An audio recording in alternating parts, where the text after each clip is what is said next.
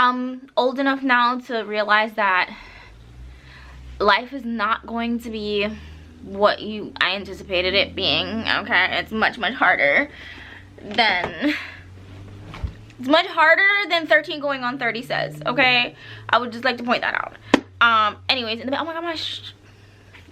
Anyways, in the meantime, let's just go through my top. I think it's 12. 1 2 3 4 5 6 7 8 9 10 11 12 13 14. Oh, my top 15 books of last year. Dang, last year I think I read, I don't know, I misnumbered this. I think I read either 61 or 60 books. I'm not really sure. But this is how I kept track of my books last year. I did it by month, and then I started writing on a list. And then this year I was like, I wish I knew my rating for each book while I did it. So I updated my reading journal. Maybe I'll show you that in my next video, who knows. But let's go through our top 12 books of last year. Honorable mention, we have 3 of them.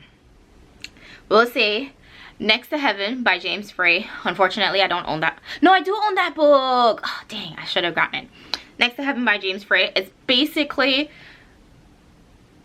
I don't think you would call it dystopian, because it's not like society is really messed up. It's just kind of, I mean, their society is pretty messed up. It's like taking place, it's like a domestic thriller.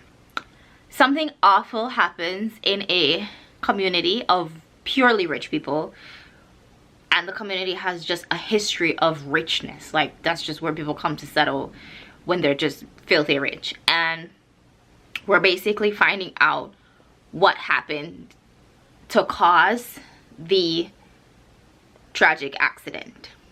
I can't say anything else because I can't remember if the details are in the cover flap or anything, but it does take the prize as one of the most beautiful covers I've ever seen in my life. Another honorable mention that I highlighted as a favorite of this year, and I don't know why, is, what was it? The Paradise Problem by Christina Lauren. By no means an impressive feat of literature. It's just very like heartwarming, the way it's presented, and kind of like, not really the topics that they're talking about, but just seeing how like the main characters develop. It's Christina Lauren, so it's a it's a romantic comedy type book. Basically, these 2 people got married when they were in college for the housing situation, and then, you know, they only got married on paper. They weren't actually friends or anything like that. And so it's like a couple years later, and the dude is still they're still technically married, but the dude needs her to come pose as his wife for some kind of a wedding, for his sister's wedding, because his entire family is still under the impression that he is married, and so he has to show up with his wife, obviously. And so they're kind of like, they're trying to fake that they're in a loving relationship that they've been in for X amount of years, and you know, obviously it's a romance, so sparks fly, and you know, they eventually fall in love with each other. That's my filler word, isn't it? Is, you know. I got that from my boyfriend, because he'd be doing that, and I'd be like, no, I don't know. Tell me. Anyways, that was the other one. And then, what's another one that I was gonna say, but then I changed my mind about it? I think that's it. I'm gonna say 3 Lives of KK as well, because that was the last book that I finished last year, but it was honestly so good. It's basically this, we're following the life of this famous author, and how she came to have 3 different lives, basically. So like, every time something would happen, well, not every time something, but like certain things happen throughout her lifetime, and that causes her to have a name change every single time. And we're kind of like going through the motions of how she got there and what happened afterwards, and where she is now. And it's kind of a low-key really good book. I wasn't expecting it to be that good. I just happened upon it roaming through Indigo, as I do, and I was just like, ooh, that sounds interesting. That sounds interesting, but like, I don't really get it either. So I read it. It was fantastic. I'll probably give I'll probably give it like 4.5 stars, to be honest with you. I just banged my finger in a book. All right, so let's go through the ones that I don't currently physically own. Let's start with Junie by Erin Eckstein. Oh my gosh. That was my first, and I think my only historical. It's like a historical sci-fi, but also with a little bit of magic in there. It was very, very entertaining. We're basically following this slave girl on a plantation, and she's getting haunted by her dead sister. And the dead sister is kind of trying to help her escape her situation. And the main character, we're trying to figure out, is she gonna listen and complete what her sister is telling her to do? Is she really gonna or is she gonna stay and figure it out there? Is she gonna make her own way? Stuff like that. That book was very, very entertaining. Not entertaining in like a haha type way, though there was a couple of funny scenes if I remember correctly. And I read Junie in March, I believe. So if I can remember it from March, that's pretty solid, I would think. But yeah, I gave that one, obviously these are all 5-star books for me, so I gave that one a 5-star. If you like historical, magical realism, I guess it wouldn't be sci-fi if it's like historical and fantasy, right? I only say fantasy because the dead sister is like talking to her from the grave. It's not really, people don't really have powers or anything like that, so you know, take that as you will. Historical, yes. Also quite traumatic, so if you're sensitive to like, you know, physical punishments and stuff like that and your heart can't handle it, I would not say. My heart's been doing that thing for like almost a week now. Jeez Louise. All right, and the next one that I don't own, that I wish I owned, to be honest with you, there's 2 more that I don't own. The next one is The Compound by Aisling Raleigh, I think is her name. That book was a surprisingly good. We're following this girl who is on like a game show type situation where you're in a house literally in the middle of the desert. A house with, I think it's 12 guys and 12 girls, or 10 guys and 10 girls, something like that. And if you wake up in the morning and you don't have somebody in your bed who's of the opposite sex, then you're automatically eliminated. And people want to stay on this island or in this house because that's how you know, typical, get sponsorships, you get more famous when you come out of there. Some people stay there and they make a whole life for themselves, and you can do little tasks that the people of the house, that the producer set up for you. So you can either do personal tasks for like small things like, I don't know, a hairbrush or something, or you can do big tasks like as a group to get bigger items like, I don't know, food and stuff like that. It gets very, very questionable. I put it as a top book of the year, but really it was more like a 4.5 star because I did not like the ending. I wish the ending was more dramatic. Wasn't enough drama for me in the end, but that's okay. Overall, it was a really good book. It was really, really entertaining, and it definitely gave like low-key dystopian vibes. It wasn't really like a thriller or mystery. It was just like a little bit of a suspense because you didn't really know what was gonna happen next. And like the way these people got punished and stuff, it's like low-key questionable. It's like, this is clearly not legal, and like people know that they're in a game, and the people watching know that the people know that they're in a game. So it's a very weird type of experience, I would imagine. But yeah. The Compound by Aisling Raleigh. Love that too. And then the last one that I don't own but I really, really loved was Blue Sisters by Coco Mellers. Oh my gosh. First of all, I wanted it just for the cover. And then I wanted it because everybody was talking about it. And then, ow! The tabs are stabbing me in the stomach. And then, I don't remember what I was about to say, but basically we're following these 3 sisters after a 4th one has died and how they are navigating their grief. but this is like, I think it's like a year after the sister has died, and now they're going back to like their original apartment to like, or to her original apartment to like pack it up and like you know, because their mom wants to sell the apartment. It's too expensive for her to keep on her own. So the mom is trying to sell the apartment.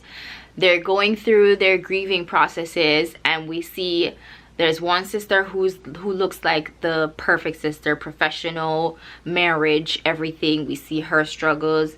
We see another one who is a model and kind of like the downward spiral her life is taking. And then we see another one who's a professional athlete. I think she was a boxer or a fighter, something like that.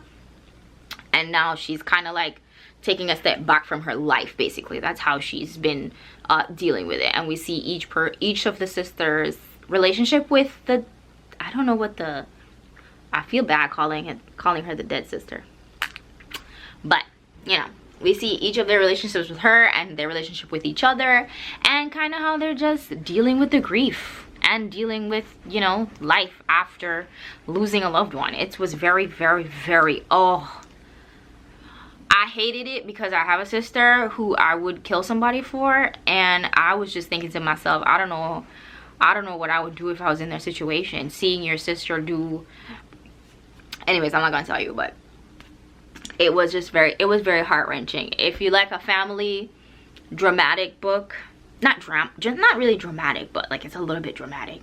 It's like a family book that's gonna like wrench your heart-wrenching, gut-wrenching, whatever that is, read that one.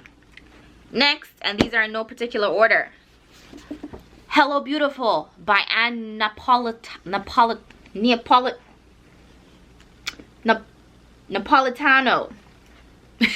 I don't know why that's such a hard word for me to say.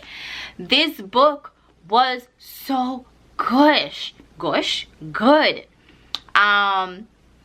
Basically the tagline is, can love make a broken person whole? Let me just read the back. Let me read the back. William Waters grew up in a house silenced by tragedy, where his parents could hardly bear to look at him, much less love him.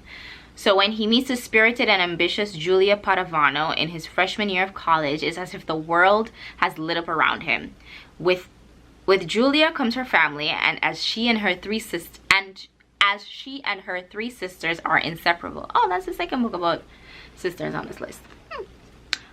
Skip down. An exquisite homage to Louisa May Alcott's timeless classic Little Women. I have never read that book before. Hello Beautiful is a profoundly moving portrait of what's possible when you choose to love someone, not in spite of who they are, but because of it. Oh my gosh, I'm thinking about the love story in this book. Does it say? I'm thinking about the love story in this book. I'm thinking about the sister stories in this book, the family relationships we learn about, the personal journeys everybody goes on, how it ends. Oh my goodness, how it ends is actually, I cried in this book. I remember vividly crying, but also I cry at everything. So, not everything, but I cry a lot. So it's not really that difficult to get me to cry. But I remember reading this book and picking it up and thinking to myself, oh, that's an interesting looking cover. And then thinking to myself, oh, that looks like a lot of drama. Maybe I'll enjoy it because it looks like messy, because it's talking about his darkness and, you know, surfacing and stuff like that. But this book was really, really, really good. If you like, it takes place over like several years, like a couple of decades, honestly, and it's just definitely about relationships. And I've learned this year that I'm a literary fiction girl, as you're probably gonna be able to tell from all of my picks here. Yeah, I love this book. This book was a 5-star. This book I could not stop thinking about for a very long time. Next one, Seven Husbands of Evelyn Hugo. This may be self-explanatory, but if I didn't learn about this book until this year, clearly there's other people in the world who have never heard about this book until this year. I don't know when this was released, but this was one of my first Taylor Jenkins Reid's book, and I was shook.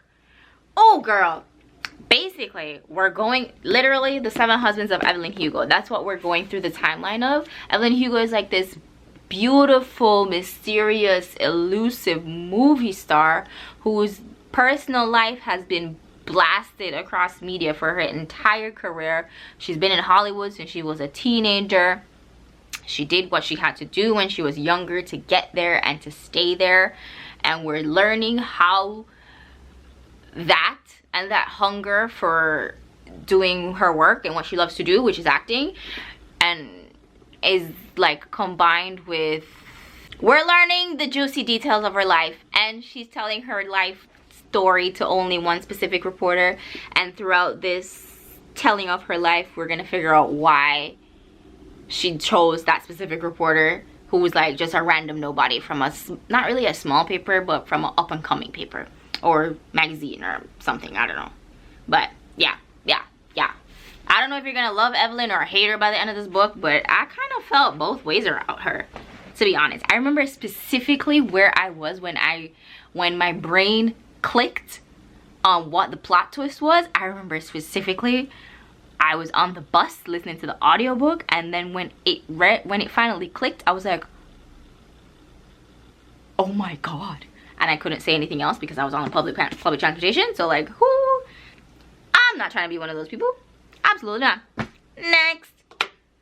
Oh, next is the masterpiece, the one and only, the infamous Beartown by Fredrik Backman.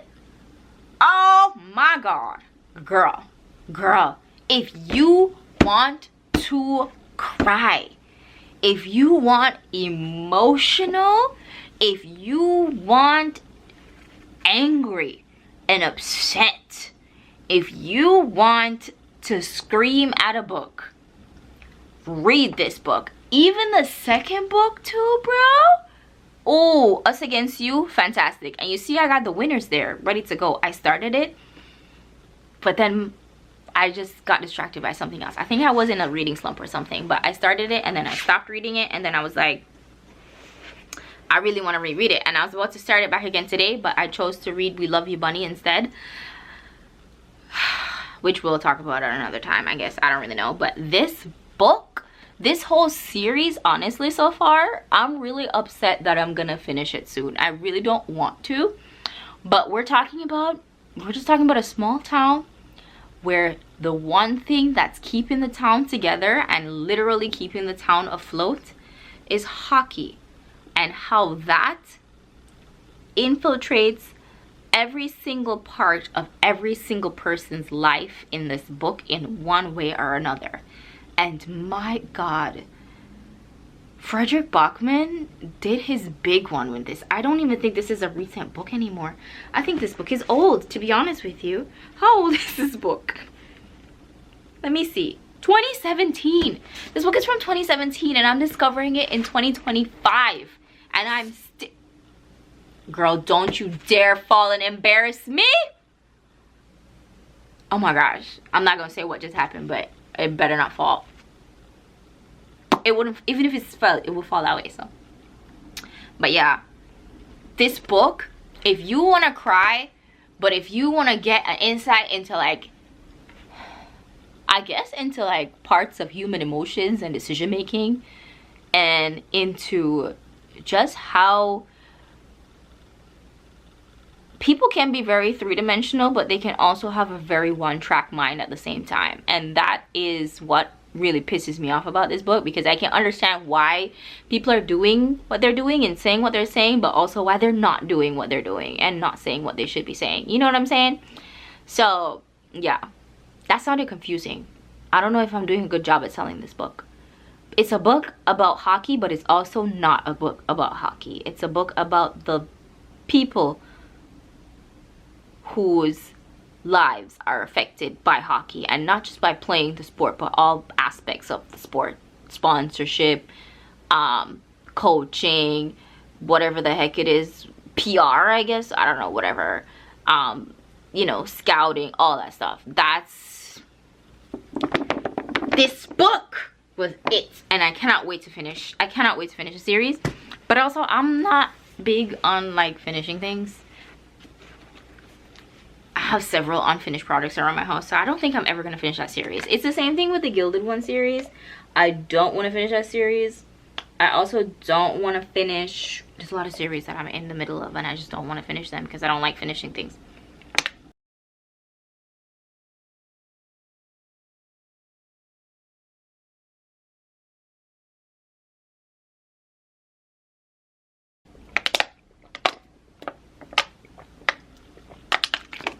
I did finish the Powerless trilogy though, and that was a disappointing ending, I'm not gonna lie to you. But anyways, next one.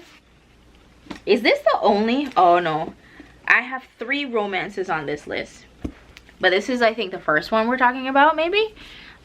Say You'll Remember Me by Abby Jimenez. Oh my goodness, this book, is it this book or is it the other one? There's another one.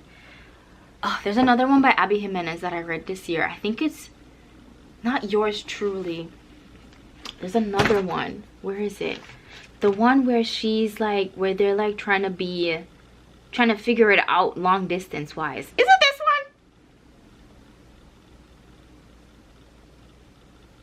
one? Yes. Yes, it is. It's Distance.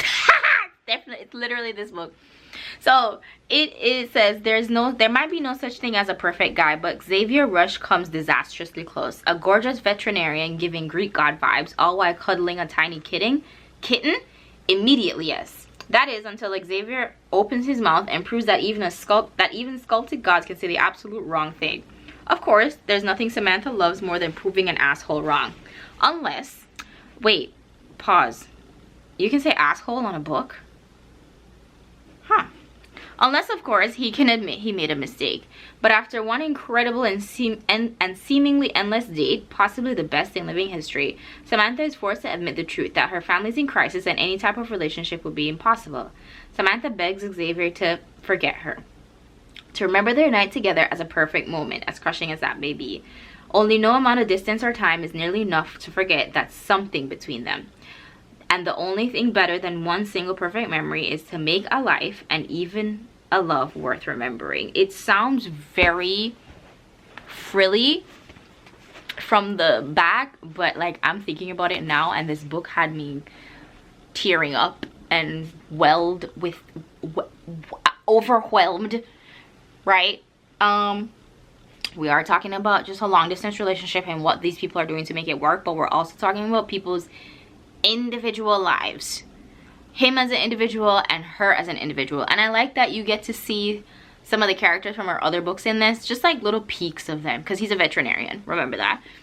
And you know, I am just, this book was perfect. It's romantic, it's funny, it's a little bit heart-wrenching when you hear what she's dealing with, because it says like her family's in crisis mode. When you learn the crises and what's really happening and the way the author writes about what her family is going through is really, really, really, I haven't had to deal with that, but I imagine that's what it would be like. And it was just really heartbreaking to read about, to be honest with you.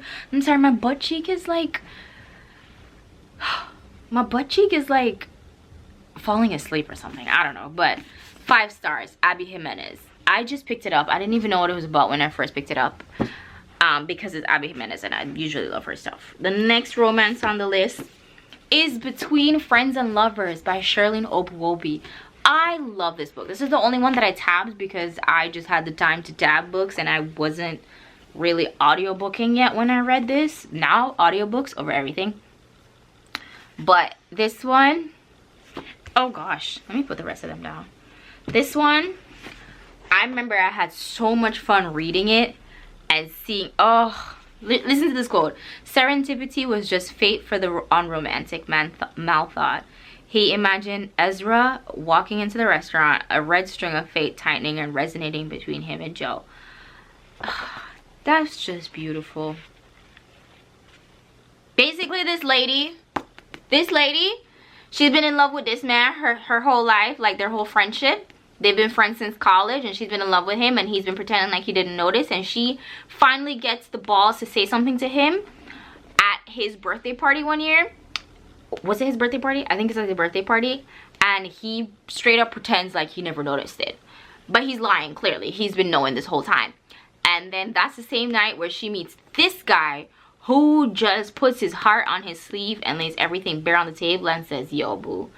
Wait, what time is it? Is it late? Hold on. Okay, no, it's good. I have time. I need to wash the dishes. And this one, she meets this guy, and he is kind of like the best version of a dude that she could have in her life.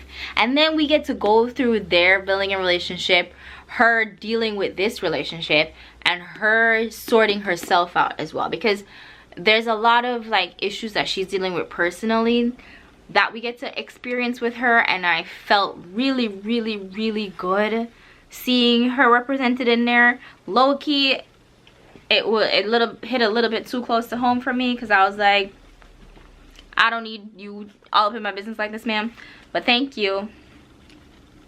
But like, she's dealing with her own stuff, and the author's taking us through it, and the author is a doctor, so I assume she has a little bit of expertise on the things she's telling us. And like, oh, just so beautiful, just so beautiful. I remember reading this, kicking my feet and giggling and thinking like, okay, this author is just talking directly to me, and I love it. I love this book. It's sweet, it's heartfelt, it's romantic. It makes you want to go hug your man if he's really, really good to you. Next, actually, let's do the last. Did you see that? You probably did. I wasn't paying attention. The last romance on the list, which I guess I wasn't really in my romance bag this year, to be honest, is Honey and Spice by Bolu Babalola. There's a new one out, Sweet Heat, but I don't really want to read it because I heard that they broke up at the end of this. But oop. This book was so freaking good. It's like a university romance between, it's like an enemies to lovers romance between this girl named Kiki. She's like a, she hosts a radio show, I think, she hosts a radio show at her university, and one of the days she makes like a PSA to all of the girlies who are listening to her radio show and be like, listen, if you see this guy XYZ, don't mess around with him because he's out here playing all of you, right? And then eventually she meets the guy randomly at a party or something, and he turns out to not be who she thought he was. And so, and for some reason, as fate would have it, they end up working on something together. And for them to do the project that they're working together, they're basically faking their relationship over the radio, over her radio show. And we kind of see them go from enemies to friends to best friends to lovers, and it's just really sweet. It's not necessarily like fantastic writing or anything like that. Definitely a lot of nods to Black culture, obviously, because it's written by a Black person. But like, you know, sometimes a Black person can write a book and they don't really put anything specific to us, like, you know, stuff about like shea butter and, you know, what we do to our hair at night, and, you know, stuff that's really our culture. But it really felt like, you guys know the Netflix show Forever? Oh my gosh, what's her name? I don't know, the lady who looks like she's been like 17 for the past 20 years. I don't remember her name, but girl, that girl is beautiful. I can't stand her. She's so pretty, and she was the bad cousin in Greenleaf, her. And it felt like the book version of that, basically, you know, just like sweet. It was just a sweet book, and I loved it. I need some sweet books in my life. So, Honey and Spice. I be talking a lot, girl. My God. Not the only one. We have, next is Verity by Colleen Hoover. I know. Don't come for me and Colleen Hoover. I don't care. If the book is good, I'm gonna read it. I might not advertise it that much, but I read it in a 24-hour readathon because I was wanting something that was romance but also thriller. I was looking for a romantic thriller. Yeah, oh yeah, standalone romantic thriller is exactly what it says on the back. I love this book. It's basically, Verity is the name of a famous author, and she is now like unable to finish one of her novels, her final novel, and her husband is kind of trying to help her by hiring a ghostwriter for her. And we're talking, the point of view of this book is from the ghostwriter mostly, right? And so the ghostwriter is learning about what happened to Verity, how she came to be in the position she is, what is in her manuscript, about her life. Oh gosh, about her life. We're learning about her. Yeah, it's just very, very entertaining. We're talking about Verity. We're not in Verity's POV for most of this. So I don't know if we get into the husband's POV at any point, but it's kind of like we're in the story, like this story, but also we're in the story of the final book that Verity has written at the same time. And it's very, very good. I think this was like a 5-star for me. I was losing my mind when I was reading it. I was like, oh my god, oh my god, oh my god. Every couple of chapters I was like, there's no way. I was like, oh my goodness gracious, what's going on here? That's not real. She's hallucinating. That's what? Ooh, that's creepy. I filmed it, but I also didn't really film the right positions when I was like really losing my mind. Also, the font size in this is humongous. Like, look at this. It's big, girl. So, yeah. It was pretty good. Verity by Colleen Hoover. Next is, I'm gonna save my favorite book for last, to be honest with you. I'm gonna save my favorite book for last. Second last book is Black Cake by Charmaine Wilkerson. I'm pretty sure this is her debut. I'm pretty sure it's her debut novel, which, like, this for a debut is crazy work. Yeah, it's her debut novel. If you're Caribbean, you already know that from the title Black Cake. Black Cake is like a traditionally Jamaican dessert that we have around Christmas time. It's, I don't know what kind of cake it is, but it's laced with rum and it's delicious. We didn't have any this year, I just realized. Huh. I gotta talk to the chef, my mother, about that for next year. But we're basically, there's like a family, and we're learning the history of the family through a black cake recipe. Or through the children of the matriarch trying to locate her black cake recipe. We're learning how this family came to be, where they are, literally, physically, and as a family. Am I making sense? No. We're learning about this family's life. And it's about sibling relationships, it's about family relationships, it's about, again, self-relationships. I love a relationship book, apparently. And, how this lady, let me just read the shit. Oh my god. In present day in California, Eleanor Bennett's death, oh my gosh, I'm just reading it and I'm remembering what happened, leaves behind a puzzling inheritance for her 2 children, Byron and Benny, a traditional Caribbean black cake recipe made from our family recipe with a long history and a voice recording. In her message, Eleanor shares a tumultuous story about a headstrong young swimmer who escapes her island home under suspicion of murder. The heartbreaking tale Eleanor unfolds, the secret she still holds back, and the mystery of a long-lost child challenge everything the siblings thought they knew about their lineage and themselves.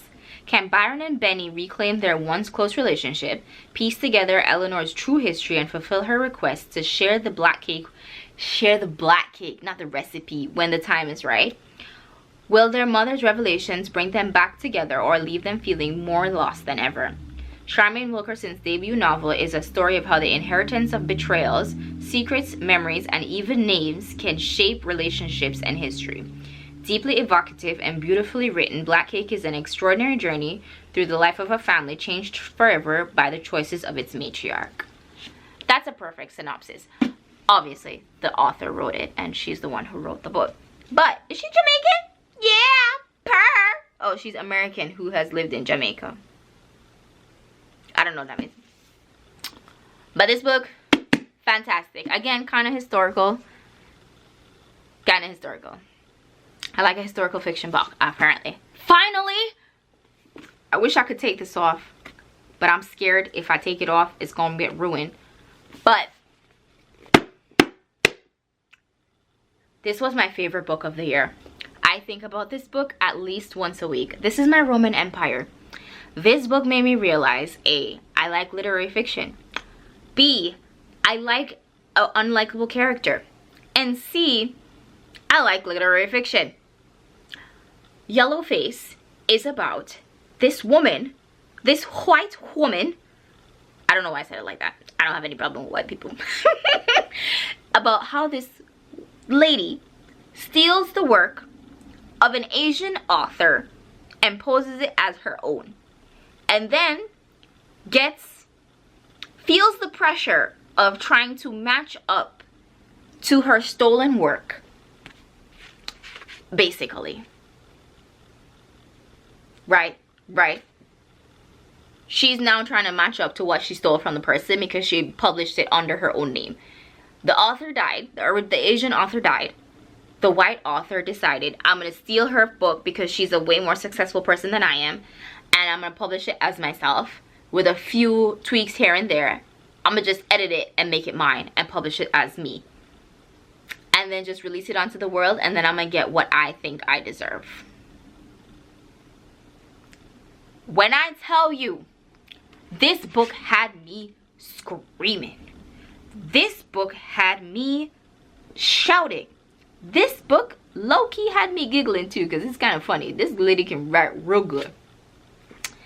I loved this book. I love this book so much that instead of buying it myself, I decided, I saw it once in the thrift store and I left it. This was before I read it, so this was like 2 years ago. Who is texting me? Nobody. Damn. No, it's Duolingo. I saw it and I left it, and then I read the book when I was visiting my sister once, and I immediately regretted leaving the book there. And so I searched because I knew it was gonna be there. It was like kismet. I don't know why. I felt it was my personal mission to find a copy of this from the thrift store. I don't know why. I could have just bought it and gave the author the real money, but I just chose not to. I don't know why. But I searched. The point is, I searched for this book. I searched for a physical copy for this book, even though I read it on audiobook and I read it on ebook, and I was like, I need a copy for myself because I am going to reread this. I am going to reread this. I cannot wait to reread this. This book was so freaking good. You know what I never thought of is, like, sometimes these books could probably be missing pages. It doesn't look like it, but I never thought about that until now. But like, oh, if you just want to be thrust into a world, and if you want to read a book that is very much character driven and also plot driven, and also you may or may not like the main character, but you can also, the problem is I could also empathize with her at the same time. I could also see parts of myself in the main character at the same time, even though she is definitely the antagonist in the story. Oh, read this book. This book gave me all the emotions, and I hated it and I loved it at the same time. 6 stars.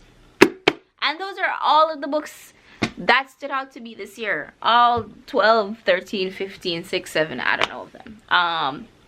If you have any interesting ones based on my reading taste, and by the fact that you made it to the end of this video, I talk a lot apparently, you let me know, girl. Okay, bye.